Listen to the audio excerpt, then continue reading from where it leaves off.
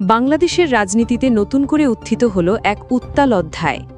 জুলাই আগস্টের গণহত্যা মামলায় গ্রেফতার হওয়া সাবেক মন্ত্রী, সংসদ সদস্য ও উচ্চপদস্থ আমলাদের জন্য প্রস্তুত হচ্ছে একটি ভিআইপি কারাগার।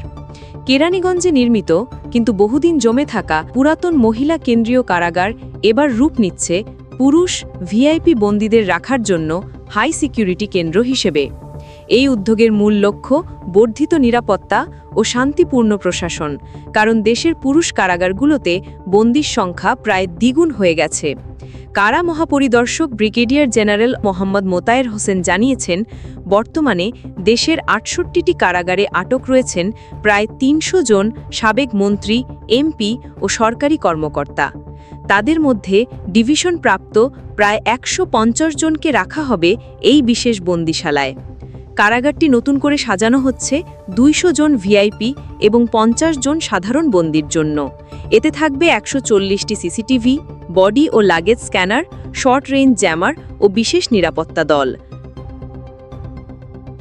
এই প্রকল্পের প্রাথমিক গবেষণায় চীনা কারাগার সিকিউরিটি সিস্টেমের প্রণালী বিচার বিশ্লেষণ করা হচ্ছে, বিশেষ করে জ্যামার ও স্ক্যানার ব্যবহার নিয়ে, কিন্তু অনুষঙ্গগুলো এখনও স্থায়ীভাবে ইনস্টল হয়নি।